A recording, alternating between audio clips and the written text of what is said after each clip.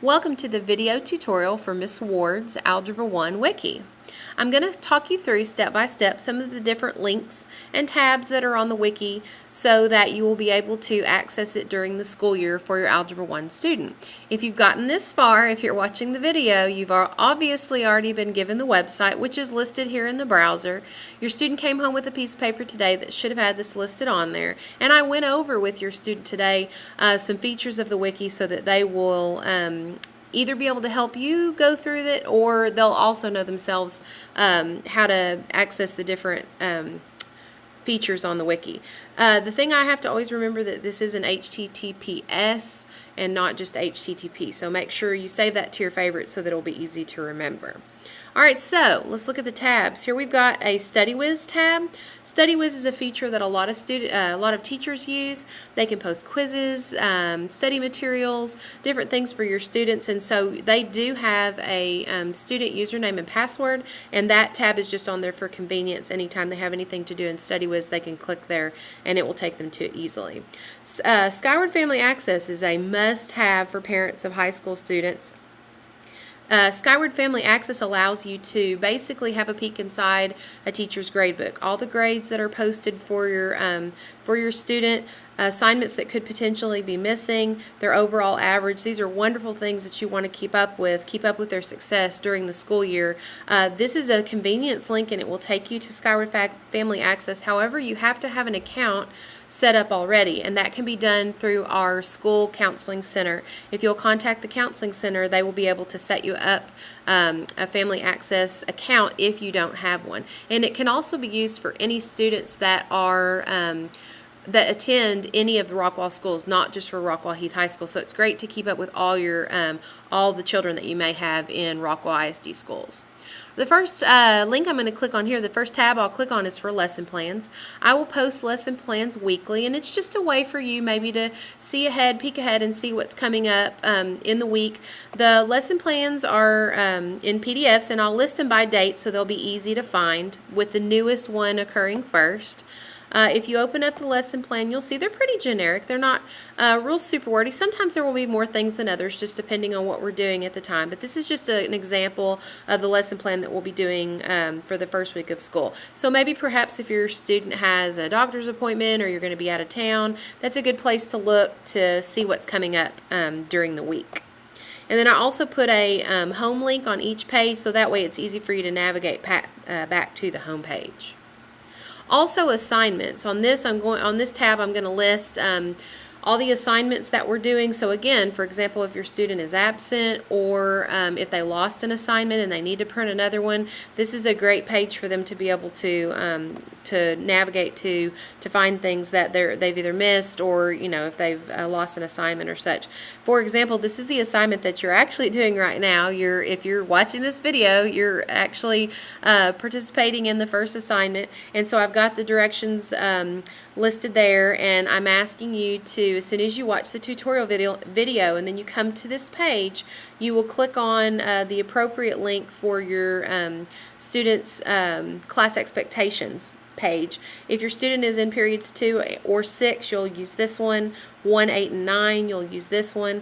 I actually listed on here also the small piece of paper the piece of paper that I gave the students today that has all the instructions. Probably if you're doing this video, the student made it home with the piece of paper, but if just in case you want to see it, that will give you a picture of that. So for example, if your student is in 2nd or 6th periods, you can come to this.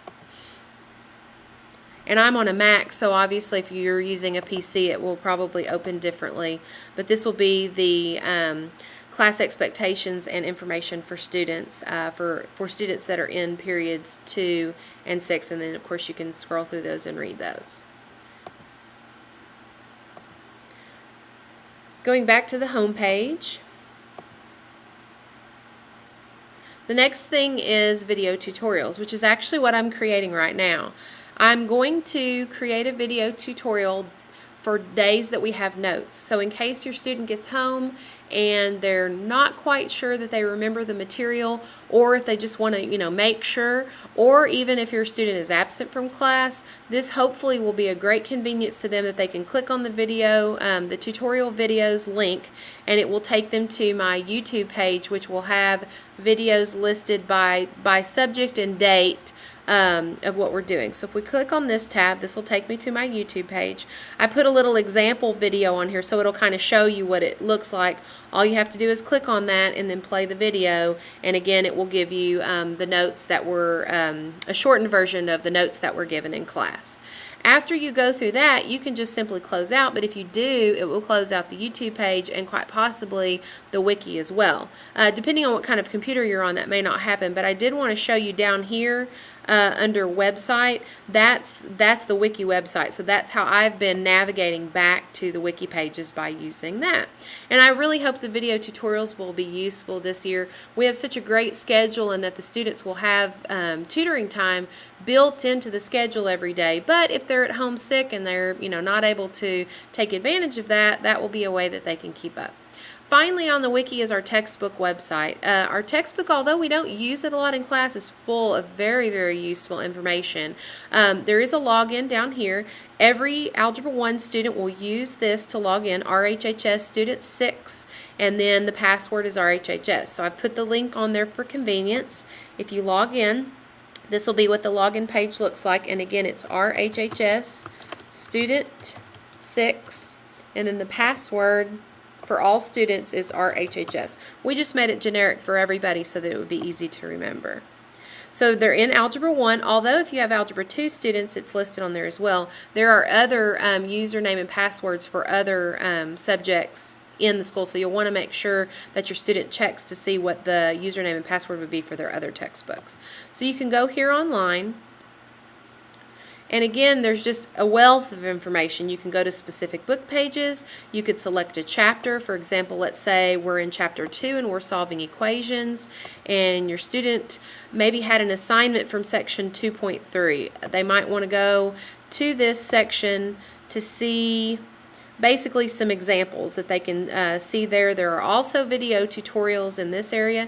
In addition, there is Spanish versions. If you need to see the version of the text in Spanish, you can click on that part and that will take you to the Spanish version. So that's nice and convenient as well. The thing that I love the most about this textbook website are the tool features. Right here you have the ability to use a graphing calculator and a scientific calculator, and your students will be using calculators extensively in class. I love it when they have them at home. It makes it very convenient for them, especially when we get to second semester, second 9 weeks, and we're graphing. Especially at that time, it's very helpful to have these, but all they have to do is click on that tab and it will take them to the graphing calculator. If they want to if they're doing some calculations, multiplying or dividing, maybe they need some help with that, then they can use a regular scientific calculator. If you don't have a calculator at home, these are really, really super useful. Alright, so we will go back.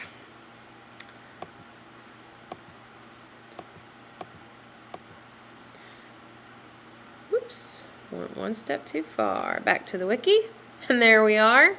It's pretty user-friendly. If you ever see any information that you're not sure about in there, or you just have questions in general, please feel free to email me. I'm contacted easiest by email. That's tward@rockwallisd.org.